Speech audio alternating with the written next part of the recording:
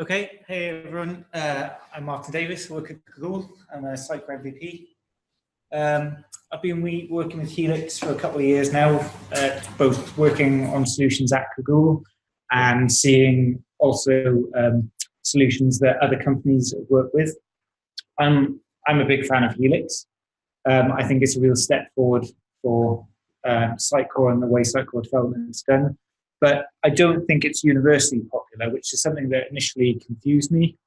I think it's about the way people learn Helix. And so this talk is about maybe a different way that we can approach learning Helix to make it more sense and maybe make it more popular with people in the Sitecore community.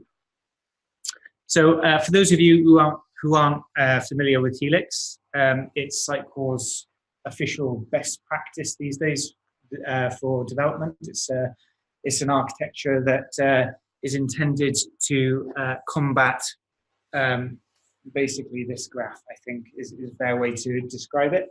So I think everyone who's a developer here knows that this is kind of the life cycle of a web project. At the beginning here, this is where everyone's saying, this is the one that I'm going to do right. This is going to be perfect and pristine, and people in years to come will look back at this and see this as a model of how things should be done. Around about here, I guess, is about 3 weeks into the project. And, you know, timelines are a bit tight, so you start introducing a bit of technical debt, which you'll fix in phase 2. So that right about go live here, things the project hasn't gone as well as you'd hoped. It wasn't that perfect project, but you're still confident that it's going to go well. This point here, this is 5 years on. This is where everyone who originally worked on the project has left because of this thing that they no longer can bear to work on. There's one guy left. He's the only one who knows how the code works, and no one else will touch it because they're afraid of breaking things. So over time, this cost of change for the solution has just skyrocketed to the point where at this point people are talking about a rebuild. And that's kind of the shape, I think, for a lot of companies' websites, is this sort of sawtooth, I guess, where the technical debt increases to a point where it's no longer tenable, rebuild, and then the cycle starts again. So Helix is an architecture that is intended to, I think, try and combat that to some extent. So here's kind of the common diagram you would see when describing Helix. So it's a modular architecture. It's made up of 3 different layers. So I'll just describe what those layers are. So it's starting in the middle end, we've got features. That's the kind of bulk of your application. It's where, you know, all the interesting code is. It's made up of things that are like common to most sites, like navigation and search and that sort of thing. But then also you'll find some domain-specific stuff in there. So you can see in this example, products and a cart and that sort of thing. Foundation layer is intended to facilitate those features, provide maybe some common behavior between them, perhaps some indirect communication, which is something we'll talk about later. But really, it's there just to provide this facilitating role. It's not meant to be where your main application stuff lives. And at the top there is the project layer, which is really about assembling the bits and pieces from your different features and foundation modules into a cohesive application. Typically, in a common example, for example, each of these modules in the project layer would be perhaps a site. So a site is assembled from lots of different features and some of the foundation modules, and that's where they get brought together into a cohesive application. And then maybe you'll add a second site or group of sites. Yeah, one important thing to say is that on the right-hand side here, all the dependencies are traveling from project down to feature down to foundation, not the other way. We'll come back to that later. So Helix has been really well documented. There's a whole site dedicated to Helix and the Helix principles. Just go and take a look at this if you haven't already, because it really does sort of dig into every aspect of site core development and how it relates to Helix. And there's also a demo model site which is called Habitat. You can find source code at GitHub. So Habitat's great. It really does show the different examples, some really good examples of applying those Helix principles. But even so, with all this good stuff, the good intentions behind Helix, with the great documentation and the really quite good demo example, there's still, I get the sense from my experience of working with developers, is that a lot of them don't really like it. They see that it adds a significant amount of overhead. They don't really understand why it benefits them or why there's any point to it. They just see it as some additional thing that they're now being forced to do. Something I didn't really quite understand initially. But yeah, so I think the problem actually, to some extent, is Habitat. Like I said, I like Habitat. It's a good example of Helix being used. I use it for reference all the time. Whenever I'm dealing with a problem, how would I approach this in Helix? Go and look at Habitat, see how they do it. And normally you can find quite a reasonable answer that way. But the problem is that Habitat is normally people's first and last experience of learning what Helix is. I think quite a common thing that happens is that people look at Habitat, they get a sense of the solution, they see how the solution's structured, they see, oh yeah, I see how this is split into modules, see how the folder structure is, yeah, now I know Helix. And yeah, that kind of makes sense. Yeah, Habitat is an example of Helix, but looking at the example doesn't really tell you how you get the benefits or why it's structured like that. And so just by stopping at just looking at the Habitat example, I don't really think people understand why they should do Helix. So as I've talked about Helix principles a couple of times, I'll talk about the principles in some detail later, but I think when it comes to these principles and Habitat, I don't think telling people really works.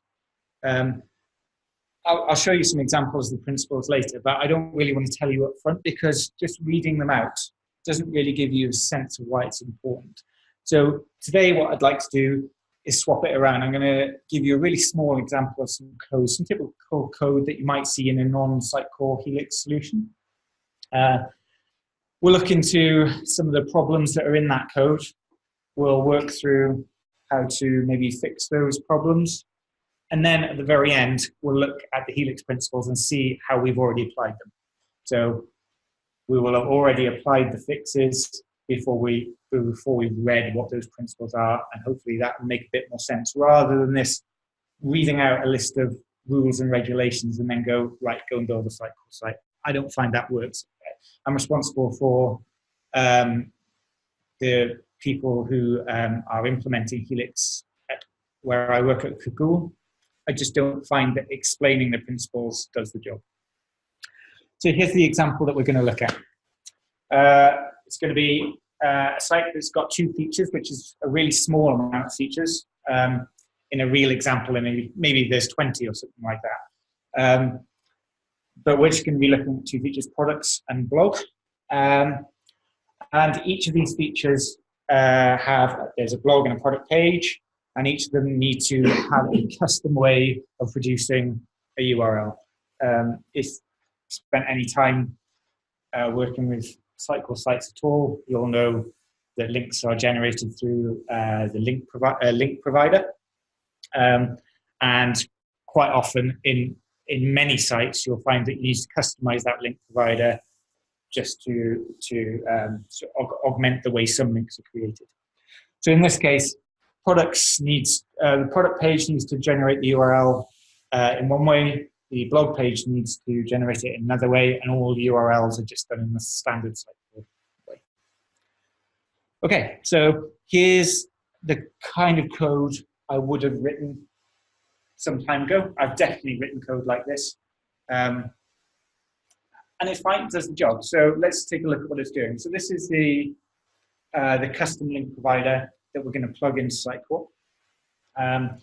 It's got an if statement at the top saying if the link that we want to generate is for an item that's based on the product template, then do this, generate it in this way. Don't worry about the specifics of the way we're applying that logic. It's just saying if it's a product item, generate the URL this way. Then the second if statement there, if it's a blog item, generate the URL this way. Yeah, fairly standard. If it's neither of those, then we'll just call the base get item URL method, which is basically saying just do the default Sitecore way of doing it. I've written code like this many times since I've been working at Sitecore, and it works. Let's see how this might map onto our Helix architecture. So we've got our 3 layers: project, feature, foundation, our 2 features, blog and products. Where can we put that link provider? Well, it's shared by both blog and products, so why don't we put it down there? So the custom link provider, as we mentioned, knows about blogs and it knows about products. So that means effectively this thing here, the custom link provider, has a dependency on those features. So those arrows, as I mentioned earlier, are going in the wrong direction. So this isn't going to work for us. As I've said, the dependencies should always go downwards in a Helix solution. So that's not going to work for us. So maybe let's take a different approach. Let's say, could it go up here, custom link provider? Yeah, that works. Now the arrows go in the right direction. But as I mentioned before, that project layer really is just about assembling applications out of bits and pieces into a cohesive application. There's quite a lot of logic in that class, and to me, that's a code smell. It doesn't seem right at all. Just because we've solved that dependency direction issue doesn't mean that we've solved the problem. So I don't really think that's right either, because it's actually misusing what that project layer is for. There's another option that I thought of, which is maybe we could do this. Maybe we could take some bits out of that product feature like that.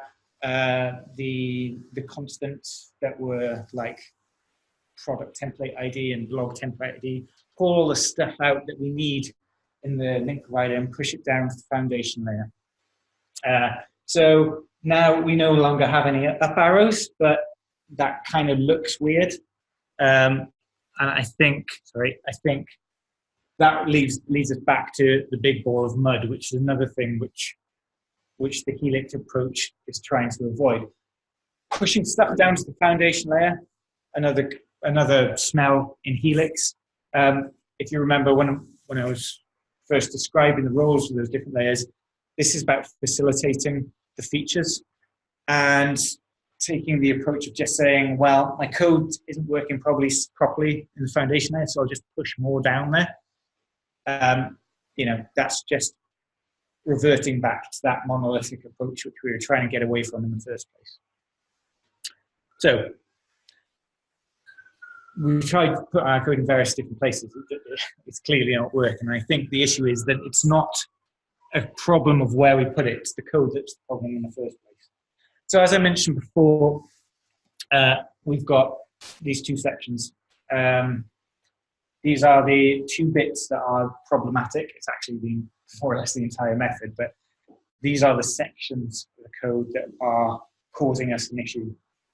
You can see one specific to products. There's nothing, in there that's talking about blogs. This is specific to blog stuff. So, okay, that's good. So what I would like to do is be able to say, if I could get rid of those bits out, the class can quite happily live in the foundation layer. It's these bits that are the problem. But unfortunately, they are almost everything in the class. There's not much left without them. The other problem that we've got here is that, let's say I had a third feature that needs a custom URL. Well, in that case, I'm adding I'm adding more if statements into this class. As time goes on, this class is going to change repeatedly. As that logic becomes more complex, this class is going to change, and the churn on this class is going to become a problem. One thing I'll just mention briefly is if this is the foundation layer and I'm changing it frequently, then everything, as we said, that depends on the foundation layer is being affected by those changes. I could potentially introduce bugs throughout the application every time I add a new if statement in there. So I do have a solution to this. I'm glad Ehab hasn't gone yet, because he might cringe when I say that. My solution is going to use a good old-fashioned site call pipeline. So here's my approach. Here's our new custom link provider. We've taken out all the stuff that was to do with products and blogs, and we said, okay, now what we're going to do is we're going to run a pipeline called resolve link. And if we get a URL as a result of that, then we'll return it. Otherwise, we'll just do the base functionality. It's the same class that we had before, just taking those bits out and replaced it with this mechanism for providing functionality without knowing what it is in advance. And here's... That's because you can't use DI in the provider. It's just, I thought, you know. No, I'm with you. Oh, yeah. Oh, yeah, because the link, yeah. Yeah, I think we'll get to it in a minute about it being an implementation of dependency inversion, but this is just a very site core flavored, version of dependency inversion, I guess. So here's the config that would go with that, and both of these can go into the foundation layer, something along these lines. I wrote this quite quickly, so please don't take a photograph of this and use it. So basically, we're saying the patch at the top is replacing the default provider with my custom one, and then I'm just registering that provider in the link manager, which means that when we run the code, by default, my link provider will be used instead of the standard one. So to go along with that, I've now taken that code that we had for producing product links. I've put it into a pipeline processor. So it's just kind of, if you've done anything with pipelines, you'll just recognize this. In this bit in the middle is just exactly the same code, copy and pasted more or less from the original class. And here's the config that goes with that. So again, we've got our resolve link pipeline there, which don't forget, because this is a feature, it's allowed to know about stuff that's in the foundation layer. So resolve link pipeline was defined in the foundation layer, so it's fine for our config to talk about. When we talk about dependencies, we're not just talking about build dependencies, there's softer dependencies in the form of config, which even in the layered format, we still need to be able to respect that line's dependency. Again, we'll just show you the other version. Here's, again, that's our other processor, which now lives in the blog feature. All exactly the same code before, but sort of put into a processor. And similar story, the config that goes to add that processor into the config. And then let's just look at how all that, when it comes inside core, how that config will look. So we've got our pipelines at the top. You can see both those processes have been injected, been merged into the config. And we've got our link manager, which is using my custom link provider. So that solves the problem, I think. Let's take a look at what that graph looks like now. So we've got our custom link provider down in the foundation layer because it's facilitating the two other features, but the bulk of the work is being done in the two features themselves. Yeah, so I think problem solved there. So this is kind of now what our happy website looks. I called that foundation module links just because it seemed appropriate. Yeah, that looks like a healthy helix diagram. Okay, so I said that I would show you some problem code, solve it using things that I think are helix compliant, for want of a better word. And then there's the actual principles that I've been talking about. Helix has a lot of rules and regulations in that documentation, which people get bogged down in. But at its core, I think everything in Helix is looking back to what's known as the principles of package design. It's about 15 years old as an approach to software development. Comes from this book. The stuff that Helix, I think, is based on 10 pages in the book that fix. There's no real excuse for not reading this. You don't have to read the whole book. Just read that tiny little bit, chapter 28, and you basically understand all the decision making that takes place when Helix was designed. Okay, so let's take a quick look at those principles. There's 6 of them.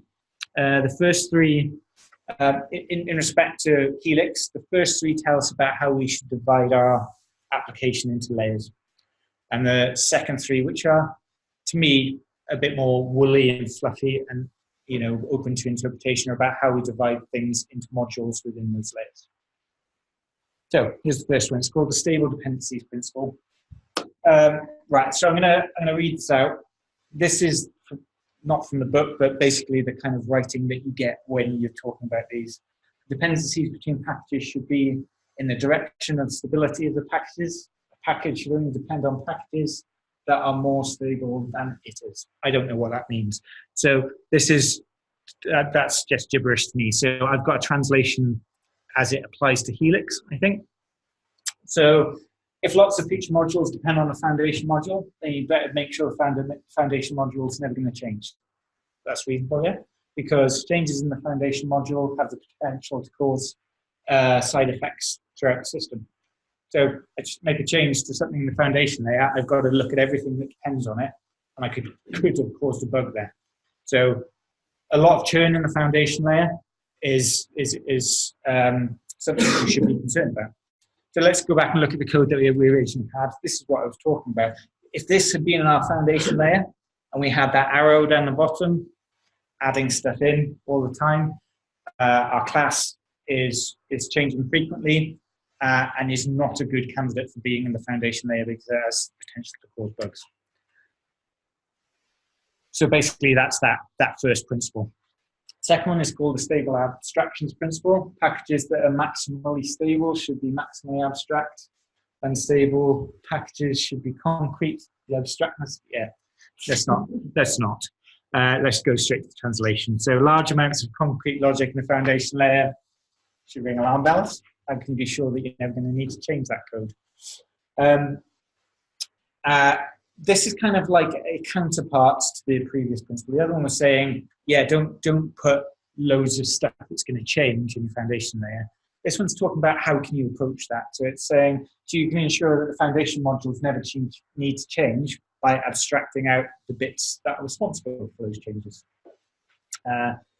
And moving the parts that are likely to change into feature modules. So this is, you know, without using the word, this is dependency inversion. So let's take a look how that was applied here. So that stuff there wasn't in our link provider class initially. We put that in there as a means of abstracting out all the other stuff into our features. So this, by adding this in, we can be relatively certain that this file is never going to change again. By adding this code in, we're allowing plugins to be inserted into this code. We don't need to know just yet what they're going to be. And then finally, this the third one, which tells us about which layer we should be putting our code into, is just acyclic dependencies. It's just that line of the direction of dependencies within your solution. Not going to even bother reading the proper version. Visual Studio takes care of your builder dependencies, but think about things like site core items in different layers, and think about configuration files. So I'll look back at that configuration file. If we look at what was going on here, the resolve link pipeline was in the foundation layer. They're like the case, the bit that encases the resolve pipeline. The processes were injected in from the feature layer. So we've got this layering of config as well as code files.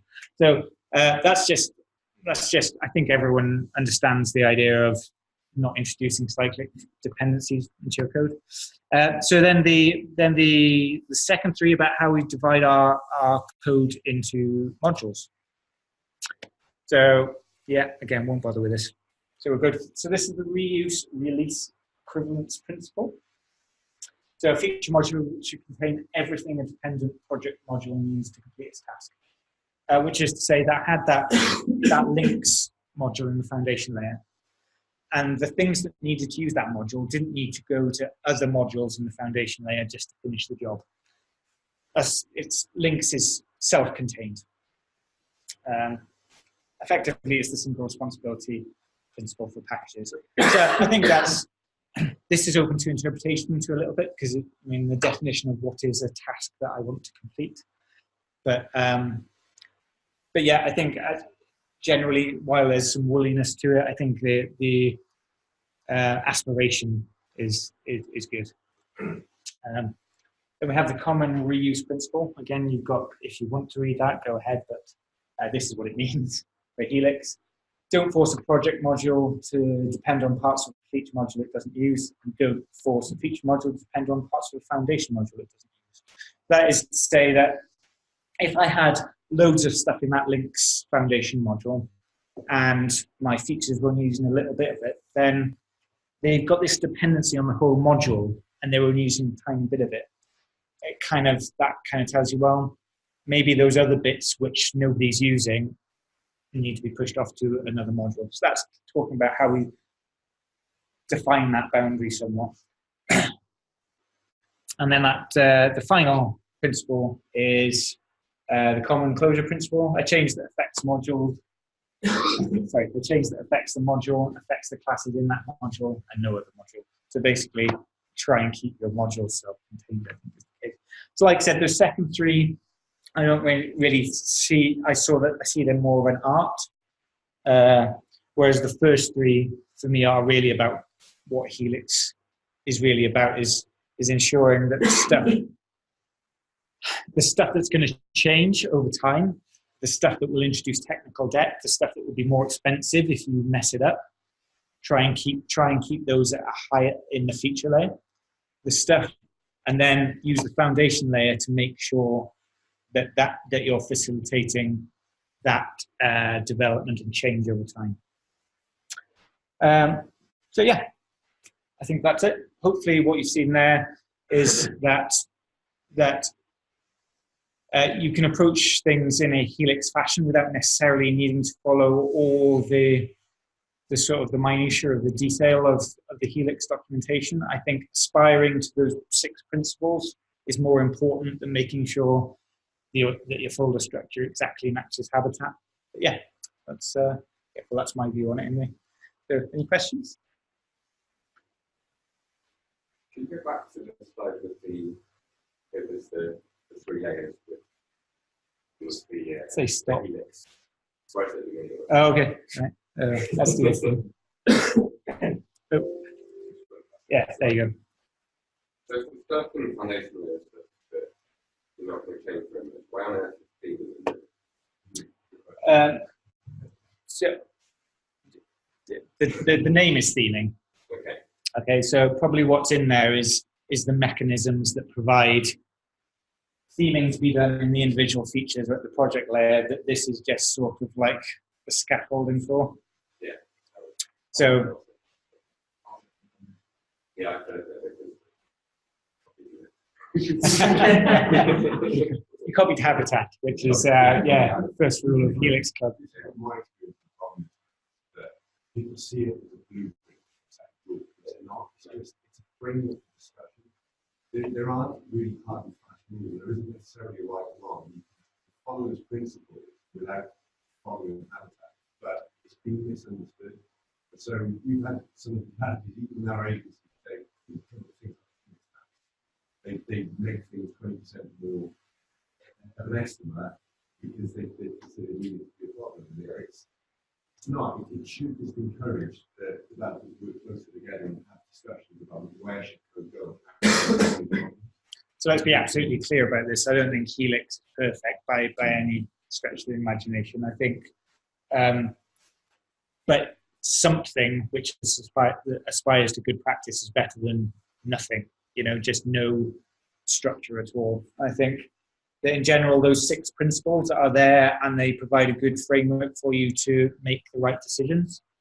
I think maybe Acyclic went a little bit too far when they said, okay, this is how things are done from now on, because they made it a little bit too rigid. But yeah, I think those 6 principles are open to a bit of interpretation. So rather than just looking at habitat and seeing how they did it, maybe go back and look at that book and seeing how you can interpret that book in such a way that, because those principles are there to directly address problems that arise. So, for example, the issue that all software changes over time. So how can you minimize the impact of that change? And that's what those principles are about. If you run code analysis over even the code that you did in that demonstration, the Helix stuff will have lower psychomatic complexity than the original stuff because it's pure classical code. Each thing is doing one thing. It's like the second principle. I see that as the single responsibility principle. All 3 of them. They're saying one reason to change and grouping together and do one thing but the 3 of them. It's like, you know, we've been working with this now for 2 years. It's taken 2 years for us to kind of get to a point where we're confident in how to approach even introducing this into our planning capacity. We started off with saying the pod leaders, and we didn't quite realise the problems that would cause. So those final 3 as well, I think.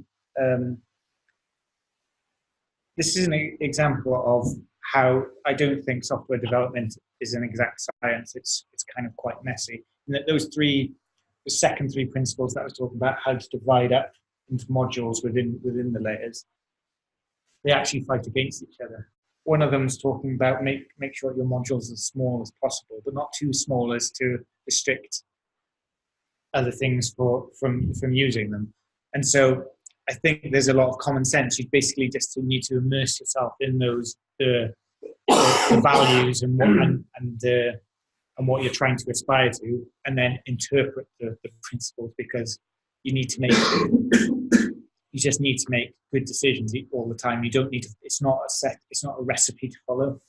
It's because they're fighting against each other. Sometimes you have to pick one principle over another. Yeah. It was interesting that we were talking symposium by the guy who wrote it, and it's about how you extend this to infrastructure as well. We're checking that out. We're not trying to summarize it in seconds, but it should be online. It'll be online soon. Yeah. Cool. Cheers. Thank you.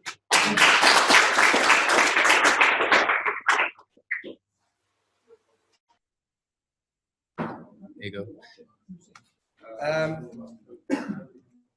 So my talk today is deployments in the post-Helix cloud world. I've been working with Confused for about 6 months now. I originally joined to do an upgrade project from 8.1 to 9. When we done that work, we rewrote the existing code base that was around for about 8 years, something like that. It was been through 2 upgrades and was, to take Martin's analogy, a bit of a ball of mud. So we rewrote that from web forms to MVC. As part of the work, we've also changed our hosting provider from, well, we're still with Azure, but we've gone from IaaS to PaaS. And to finish all that work, we needed a mechanism to deploy it.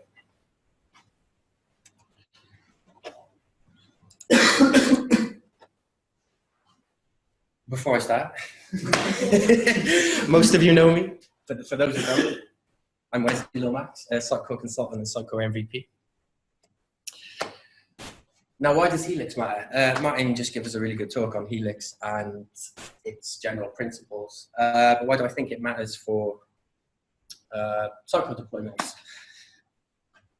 So following the Helix guidelines will fundamentally change how a solution is structured and how it looks. So you go from, like Martin mentioned, you have multiple feature layers, multiple website layers. It's kind of got rid of the old N-tier modular approach. We don't have like monolithic applications anymore. So modular architecture and nice distinct features.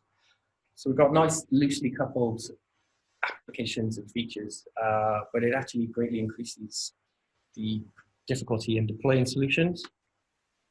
So this was the kind of before and after. So the one on the left was when the original code base, so 15 projects, kind of like an N-tier kind of feel to it.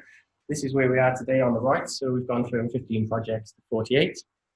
We've now introduced multiple web projects, which when you're trying to deploy an application, if you have multiple web projects, it makes things difficult. The confused website down here won't necessarily know about the rest of the stack. So it's how you tackle that. And that's kind of where Helix fits into deployments. More stuff from the Helix guidelines. It's getting a lot of love tonight. But found this quote quite interesting when I was researching this. So he's saying if tasks are repeated frequently and they become taxing, they'll be circumvented, and this will lead to inconsistencies in processes and ultimately inconsistencies in quality. So how this affects deployments, if you make a deployment really difficult or time consuming, then you either find a shortcut to do it or you just don't end up doing the deployments. The current Software 8 implementation was particularly difficult to deploy, I think. I never really got involved in that, but it used to be a multi-day effort. And when I came across this, it was quite interesting. So what did we want to achieve with the new system? A one-click deployment. Nice and easy, one click, deploy to any environment. So we wanted it to be easy and repeatable. We wanted to reduce the deployment time. As I mentioned, currently it used to take them a couple of days to do a cycle deployment. But we also wanted to make sure that the code when we were deploying it was of the highest possible quality. So Matt mentioned Habitat earlier. This is actually how Habitat in the sample site does deployments. So they've got a huge list of gob tasks. They've got gob MS build in there. If you've ever got the project down and tried to build it, trying to build a solution can take about 10 minutes. There's some nice bits and pieces in there where you can do individual things, like do the CSS or whatnot. But I'd rather not use JavaScript to do my server-side code deployments, to be quite honest. You've also got the dependency on Node.js, which just eats all your resources. So I went down a slightly different route, which I'll share with you. So for local deployments, we use the inbuilt tools. So we've got web one-click publish. So we can deploy any project individually. So we can also then use shortcuts to deploy Razor views or config files without transforms. If we need to do a full application deployment, we can use MS Build. So to deploy a 40+ project application, the reason why there's so many applications is because we've got TDS in there as well. So there's actually TDS projects for item serialization. But we can do a full build in 3 minutes from the command line, this whole application, or we can, as I mentioned, deploy individual items or projects. The way we set up the source code is actually cloud first, because we're going into the cloud for the rest of the application. So we have things like all the connection strings, application insights are all in the code base, and we transform it back for local development with debug transforms.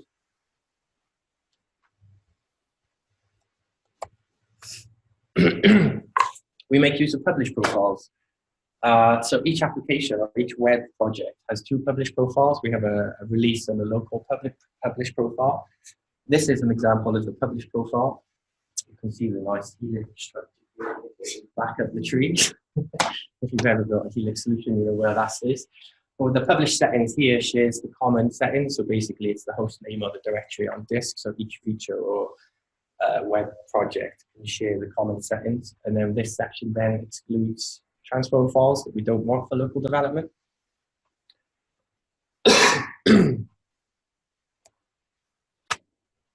I did mention briefly that we use TDS in this project. So we use that for item serialization.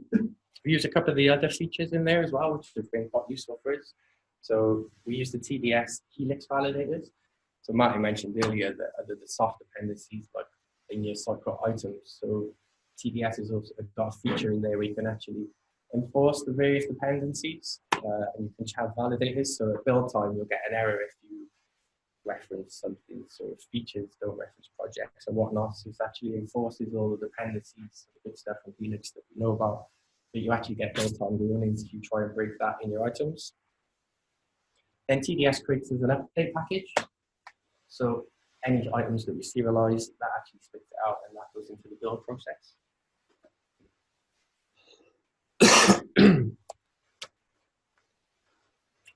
Yet another quote from the Helix guidelines, particularly lengthy one.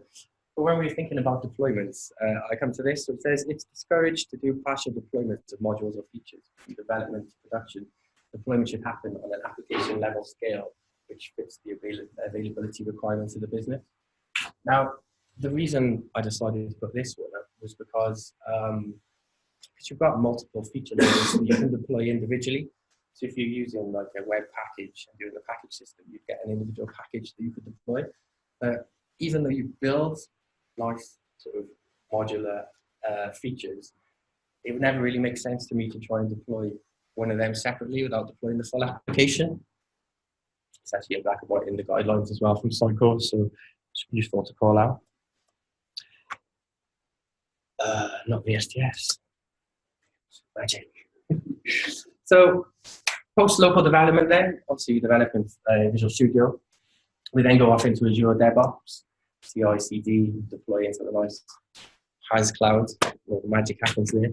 So how do we get from Visual Studio to the rest of it?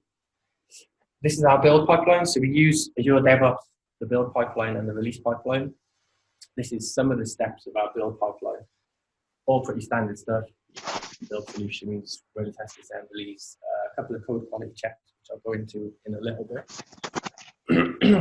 And then moving some files around, keeping the artifacts for later use.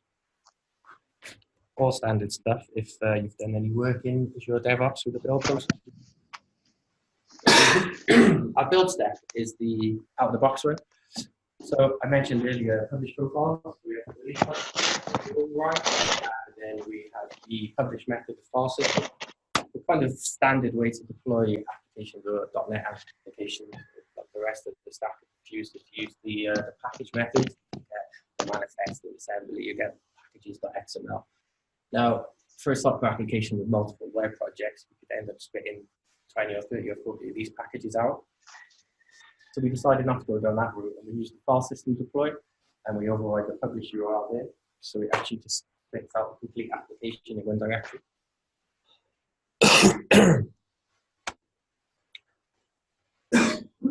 The local versus release publish profiles. So I did show the local profile earlier where we exclude a bunch of environment transforms. The release profile is essentially the same, but just we keep all the files there. So all the config transforms go out as assets as part of the build.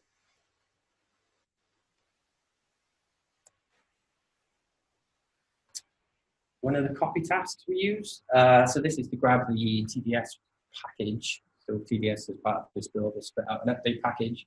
We just grab that from the location and we put it into the build stage in our Abstract directory and into this update package deployer directory.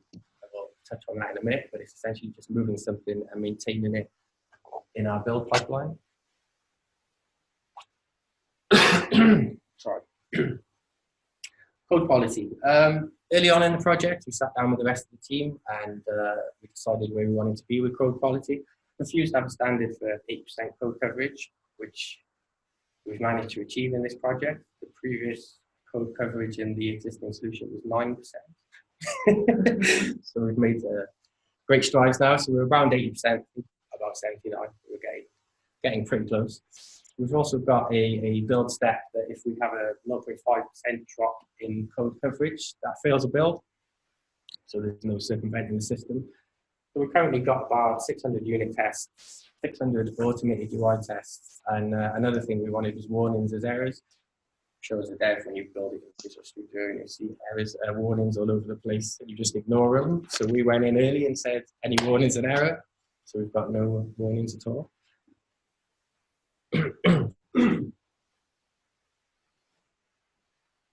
Okay. And the steps that I've outlined, this is what we end up with. So as an artifact on our build server, we've got a bunch of files, which looks very much like a web root. This is the update package that I mentioned earlier. So it's actually dropped into an update folder, a site called package deployer folder, and the update package is there. We've got some config files and a config transform file. But now this is looking like an application to pick up and deploy.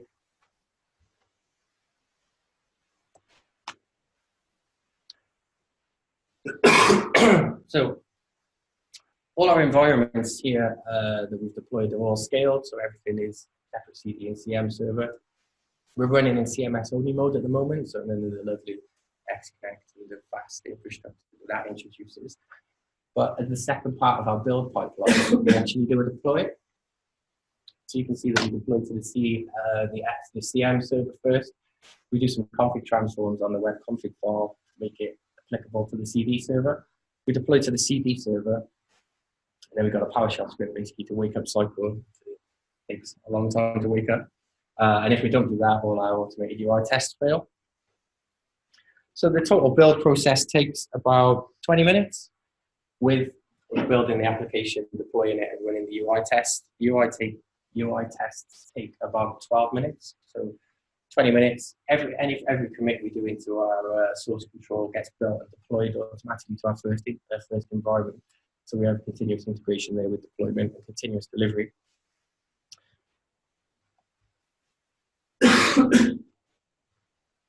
I mentioned briefly config files there, and you could see that I had a config file for the CD where I transformed the web config that's in source control to make it applicable to a CD server. Now this has tripped me up several times during the building of this application. So Cycle now is getting more complicated to deploy. There's actually differences in on-prem and cloud versions of the config files. There's even differences between CD and CM servers. We have to source control the web config for other settings outside of the Cycle stuff to integrate with the rest of the Compute stack. We put a version of the web config into source control and then deployed it and actually broke some of the settings on the CM server, because there's changes to session and state, and there's changes to authentication. So if you are putting the web config or Cycle config into source control, you need to make sure that you've got the right version in there, or transform it to the applicable settings when you're getting a deployment out.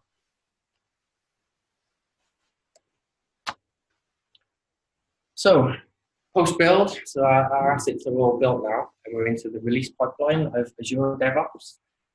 This is our release pipeline. So as I mentioned, the first environment, which isn't on here, is functional test, which we deploy automatically to from our build. After that, we've got integration test, load test, and then into our live deployments. We manually create this release. So after all the automatic build pipeline, we manually create a release, get it into integration test, and then the rest of the config team at Confuse pick that up, and we'll do the live deployments, which the devs still get involved in. Yes. The load test. Yes. How many concurrent users? We're doing some load testing today, actually, and we managed to get to, what have we tested? We've tested, I think, 1 million an hour or something. So we've got, our production environment is 3 I2s for an isolated tier. Our current traffic level is about 5 million hits a month, and I think we managed to get 1 million an hour. But like after a while, you're not load testing your code anymore. You're load testing Azure. It kind of gets a bit pointless. We were testing some Azure search today. We've had some Azure search issues, and we're hitting up our API and got 300,000 hits on the API in an hour. But you know, then we found out we need to scale Azure search. But once you're into the PaaS stuff, everything kind of changes, because you know, it's all a slider, right? But it's just finding out at what level of traffic or what level of kit you're confident with. The guys here are confused, as we've got a load test environment. They have a dedicated team who actually capacity test all the applications. It's been really useful to get into it and test it out. But like I say, are you testing your code, or are you testing Azure hosting? Like, kind of pointless. No, because you can just scale out to as many like CDs or whatever level you want. Dan gets really annoyed with me because he gives me like an i1 and 50 ETUs to deploy, and I'm like, I need more. Pretty sure Dan's incentivized on the Azure cost, to be honest. We'll discuss that. It's called job now. The other bit I haven't actually mentioned, we've got every environment uses a staging slot, another function of Azure. As you can see, our live deployments are split, so we do the deploy to the CM server, we deploy to the staging slot, and then we have a manual slot swap. That happens automatically elsewhere. It's been useful for us to do final like pre-live build checks before we drop it to the live customers. Doesn't come without risks in a Sitecore environment. Purely because Sitecore is so tightly coupled to the database, so when you deploy an update package and then you've got two versions of code reading the same package, it has to get encrypted up. Our release pipeline is dead simple. So this is the steps. We post to Slack. Why not? We do the CM deployment. We change the config file in source control to make it applicable to a CD server. And then in IT, we do an automated slot swap. Like I said, the hard work's been done earlier, so the actual release steps are really straightforward. As our deployment step, we basically just grab the package, which I've shown earlier, and just push it out straight onto the file system. So Cruiser just takes care of the rest and deploys it straight out. The one thing that we are using is XML transforms. Maybe I mentioned a few times, and now I'll explain why. So because we're not using the traditional web package method and we don't have a parameters XML to override any config changes, we ended up going down this route. So any config changes that we want to do to app settings, we have the environment specific one here. There's a naming convention with this, so you have the name of the config file and then the stage or the environment. Now, when you deploy using the app service deploy step, it'll pick it up and apply the config transforms on top. So they're just bog standard XDT transforms. I do have a task, a batch file, which runs actually post-build to go and clean up all these, because obviously every environment gets integration test live. So once it applies the transforms, I just clean up at the end. But it's worked quite well for us so far to do transforms, which we haven't been able to do any other ways. Another thing that we've used quite heavily here is role-based config. So this was introduced with Sitecore 9. It simplifies config quite a lot. I don't know if anyone else has been using it since it's been coming out. But you can basically change configs or include or exclude config based on environment roles. So when our environments are provisioned, they have a content management or content delivery role. We use this for changing like host names between the environments, or we disable or enable agents which don't need to run on the CD servers.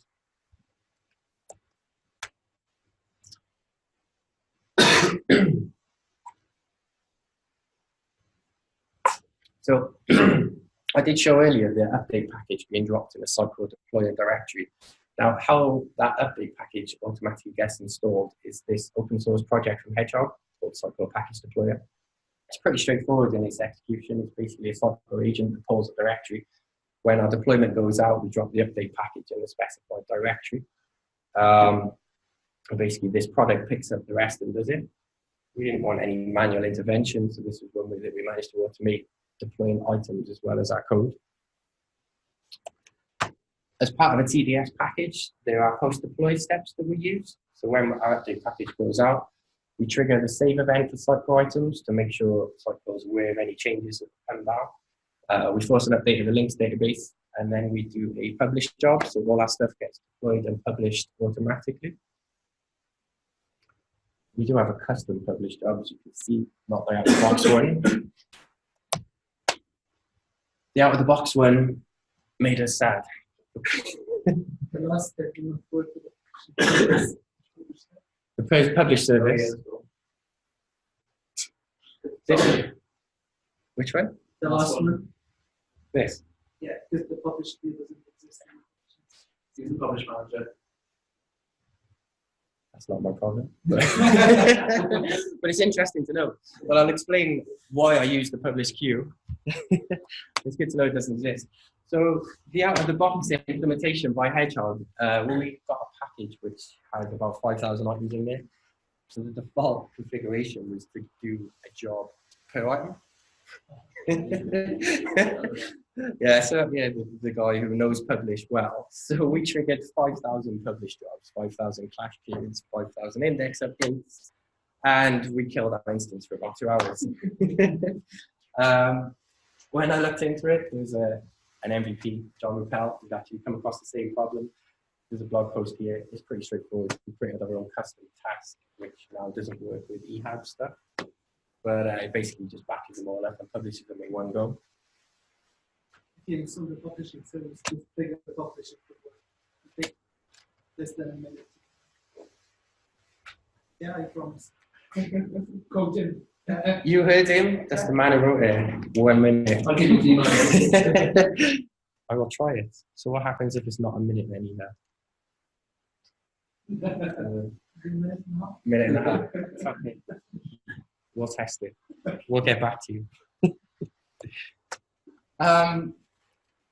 Another piece of this work that came out, which was quite interesting, I think. I mean, at the introduction of ARM templates and being able to provision a software environment via code has allowed us to think about what things should be in the application and what things should be in the infrastructure stuff.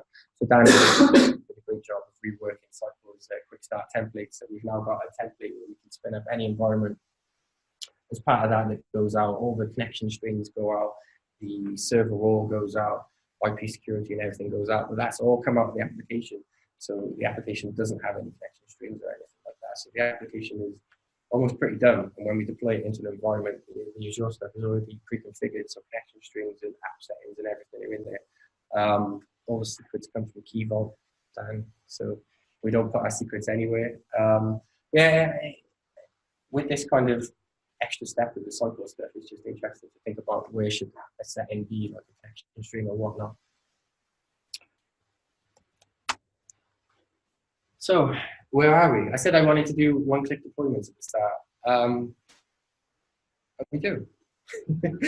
So we can deploy to any environment in 5 minutes. So this is a recent deployment to one of our load test environments. So load test. So you can see it takes 5 minutes for the job to execute. 2.5 minutes is waiting Cycle to wake up. So when are you going to fix that? It's fixed in Cycle 9.1, I believe, right? Yeah. So the actual deployment takes no time virtually, and then it's just waiting for Cycle to wake up before we can swap the slot. On top of that, when Cycle comes up, our package installs. That usually takes about 15 minutes. By the time the agents find the package and install the package, it takes about 15 minutes.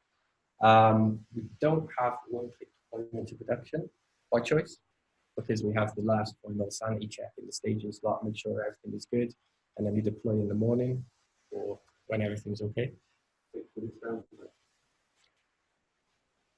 Which one was that then? when I broke the database, when I moved everything around to be Helix compliant, because one of my features got too big, so I thought I need a new feature. Yeah, it is an interesting point. So like Dan said, we actually broke live. Because you have this staging slot swap, so the CM server gets the latest items. Now the staging slot's fine because it's got the latest code, right? But the previous version of the code is looking at a different, is the newest version of the database. As Dan said, it has caused these issues. Maybe.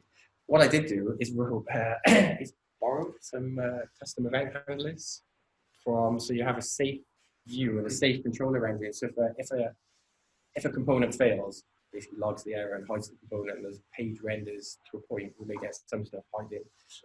But previously, like Dan said, we had 500 errors and we broke the life cycle. I broke the life cycle for about 6 minutes until I checked it and did the slot swap. Next steps. So after that production outage, I confused. They have a very low tolerance for any downtime on the traffic of the live site, which is understandable because any downtime costs money. Even when we deploy about 8 o'clock in the morning, we're still taking live customer traffic. So we talked about blue-green deployments. Now we do have a complete replica of the live environment in Dublin and in Amsterdam and Azure data centers. Now, at the moment, we can't do blue-green because they're linked by a failover group. So it gives us data redundancy, but we still can't flip data traffic to one data center, deploy and put it back because they've got a shared database. We could break the failover group, deploy, and we've talked about a few options, but we don't have a definitive answer for it yet, I guess, is the answer to that.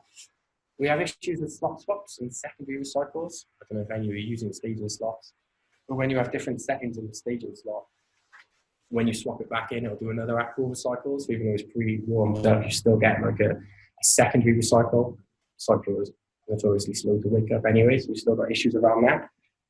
There is some stuff I was reading about where you can pre-warm up the slot. So in config, you can give app initialization, let's say, and a list of URLs you can put in there, so it'll like warm them up before you load the site. And we're actually looking at edge caching, so basically cache, put everything in edge cache, do our deployments, and then drop it back out in edge cache. So we've been considering some options. Not quite there yet, but this is our progress to date. Yeah, I mean, it's always going to be an issue, I guess, with the way cycle is structured and how tightly coupled it is to the data. Have you fixed it? No. Yeah, no, it's troublesome. I mean, my argument with ops a little bit is that the ops team here would prefer the site to be static HTML and things would never change. And this is the argument we have all the time. But they want to maintain 100% uptime, right? But we want to deploy the new code and the new site and all this new infrastructure. So we're always kind of fighting about, do you accept a small degradation in performance to deploy more frequently? Like we deploy weekly at the moment. Most of the time it works fine. I broke it recently. But if you change things, you're most likely to break things. So that's me. Any questions? I know we've had a few along the way. With publishing service, the next step. I did. The next steps only come in last night after the conversation that we've been having with ops this week. So this was the last minute slot that I put in. Yeah, I mean, publishing service may or may not help. Whether it will help, I mean, like publishing isn't that slow. It doesn't take a massive input. Like we're scaled anyway, right? So whatever it's doing on the CM is not affecting our live site anyway. The reason we get impact on the live site is when you start clearing caches. Rebuilding the search indexes, we were running on a B1 with one replica because Dan wouldn't give me any more resource. So that was great. Microsoft didn't tell me what the limits are. Yeah, so I don't know if anyone else is going to. We've actually found the limit of throttle requests from the Have you ever come across that? Yeah, we found that. So that was what was low testing search today, basically. So yeah, we're under provisioned and that's going to be up recently. But I mean, with things being kind of so easy to change now in Azure, like it's kind of, we took the approach of we'd rebuild the site in stages and then flip traffic to it and then test it for more traffic. So we're still running the old system Cycle 8 and Cycle 9 at the moment. We've got about 800 pages, which is equivalent to 40% of the traffic in Cycle 9. So we've still got the old system there serving the high value stuff. We're making sure that the site is performant and available and everything we need it to be before we flip all the traffic. So that's kind of the approach. You don't have so many items, like probably, let's say, we should remove the publishing service because it would add a complexity of adding an extra thing into your infrastructure. You have to maintain it. You have to maintain it and upgrade it. The right version of the publishing service and create site core. So I mean, like the publishing service is content. When we first came here, we had how many 100,000 items or something? 12,000. Something ridiculous. So 12,000 pages. We're now down to 2,000. They never deleted their old content. They don't publish it and leave it there. We managed to delete 25,000 items out of the media library, and a similar amount No, one of the guys just. No, we didn't. We've used PowerShell extensively on this project, and it's awesome. It's been really good for content loading. We've done content migration between the two systems. Kind of hinted at. We've used PowerShell to rebuild all the presentation layer in the new system because we rewrote all that for dynamic placeholders, which is out of the box at 9. That was custom made. PowerShell has took a huge amount of effort out of this side. The last time you did this, you had people typing in the re-entering the stuff into the CMS. So like having a re-platform project here was like huge scars, and it took what, 2 years or something. So you know, we've done most of it in 6 months. So PowerShell saved a lot of time. I would say. Yeah, Razzle's been awesome. Like the database comparison tool. Should use a lot of Hedgehog stuff here. So, is there a reason why you opt more for Visual DevOps rather than Next? He wanted to.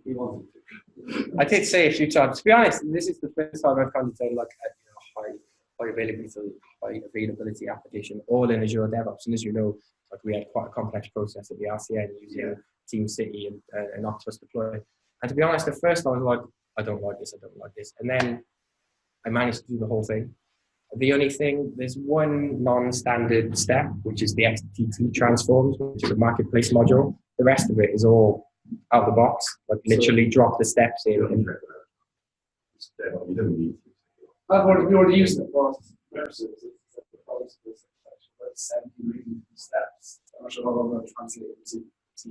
But a lot of the steps that we put in there were calling ship to install stuff. Do you know what I mean? So we put a lot of scripting steps and a lot of PowerShell steps in, which, as you've seen, like our release step is 5 steps. Right? So like the item stuff comes from the update package, which is TDS, and all that makes things a lot simpler. You don't have to hit endpoint and do all the other install. But yeah, I mean, I see no reason not to deploy Cycle with this, because if you're using your source controls in your tickets are in here, and like this is what the guys were using, so we just kind of made it work. The only thing that we ran into was the file system, the web package for file system rather than a package method. Is that like when you try and build a Helix solution as a package, you just get like 40 zip files with manifests and everything in. But once we tried it doing the file system method with a URL and just spit out the application, that was kind of the last step. And then the environment transforms. But yeah, it's been fine. I know, I showed the guys the XDB diagram. And it's like, I suppose with XDB, right, once you deploy it, it's more of like an infrastructure thing. So you don't necessarily deploy code changes to it. But yeah, it's totally different. Yeah, no, don't get me wrong. This is like straightforward, I think, for a lot. It's CMS only. You haven't got XDB, but you shouldn't be anything that you deploy actively to XDB. It's like infrastructure that you deploy out. It's an insane amount. If you look at the topology diagrams from Cycle, which you've got XDB, it's insane. But there's no appetite to use it here because they have tried using it and it doesn't scale. Like there was many versions back, so personalization of those gone on, and then they see a degradation in the performance and it gets turned off. That's good. Yeah, but they don't really use it right. Yeah, but no, they don't, because they don't use the server-side personalization. Yeah. Yeah, but that's also to scale, otherwise you wouldn't be able to do the traffic graph. So server-side personalization doesn't scale. You guys know that. And you don't know anything. It's annoying knowledge. But the reason why EasyJet do it all on the client is because you can't do it in the server at scale. That's the thing. But then you can do personalization. Like it's another thing on our backlog. We've got bits and pieces of personalization. Like they want to get some active prices for a customer when you come in, and like the recommendation for us is to go client side because you can't handle the peak volumes of traffic. So there's ways around it. But for these guys, XDB doesn't make a lot of sense. They've got their own customer database. So yeah, we can do some stuff by software, but they're more into like availability and performance. And like we've got IIS application request routing site, which sits in front of Cycle, and they time things out in 2 seconds. If your page doesn't load in 2 seconds, you get a 500 error. They're hostile, pretty much. Another argument I keep hammering with them, like, is would you give a customer a page in 5 seconds or an error page in 2? They want an error page in 2. So, yeah, so performance is, well, you know, this is environment. Yeah, which is fine, you know, and the normal performance, that's not an issue for them. When you have any variation in like cache clearing or index rebuilding, and then you start getting errors, and then I get shouted at. Cycle, it doesn't work, it doesn't scale, it doesn't perform. So yeah, every client's different. best part of limiting my resources is you've been like making these little games of bits. You're making me work harder. Yeah. Exactly. So I was happy to be on stuff I want. Yeah. It wasn't until the Oxford went crazy nearly on two that you suddenly had all this extra memory and process of people. So you first put the site live with a 4 gig memory and 1 core. 3.5. 3.5 gig. So you know these are the restrictions that I was working on. Two slots as well. So run 2 versions of stuff. Yeah, no, basically. So yeah, pretty harsh, but you know it makes you work harder for the performance games. When we first run into the cycle package deployer one, I said, oh, damn, give me some more EDTUs because I had 50 at first. But still, that didn't fix it, so that was a genuine bug. But yeah, I mean, it's good to be challenged. It's not good to just throw resource at it, right? So I think currently... That is the problem with Euro, is like you say with search, is like cycle is saying have 3 S1s. Well, they like 150 or something like that. Yeah, it's 150 quid an instant. So this is where we do. Yeah. That's great. It's not actually useful. Why do you want it? So start at basic, and we can always scale up. You know, it's different basic. So it makes no sense to just say, yeah, cycle recommended 3 search instances. You know, we didn't find out about this thing until it hits it. Yeah. And now we know what it is, we can do it. But we've been running a bit of trial and error with, we started off with like 1 page, you know, and now we're up to 800. So like as we've done more traffic into it, we find different issues. We tune and then we load test and then we go back and we figure out what it is. And yeah, we're pretty much there, I'd say. There's a few things. Scaling Azure Search tonight. They're finally giving me some replicas. So life should be good. You found concurrency plug in cycle as well. I did. No, I found a good bug in cycle that actually failed to initialize. So there was a race condition essentially. When we deployed an application, we had something that hit the event queues, I think. I don't remember what the job it was. We were firing some events, and there was basically a race condition down into the IOC container. 2 things had a lock on it, and cycle failed to load. Took us out for a week. Took the development team about 3 weeks to fix it. What line support is that? Yeah, I went to the core product team. When does it go? It was. We had a cycle kernel patch. You know, it's when that's bad.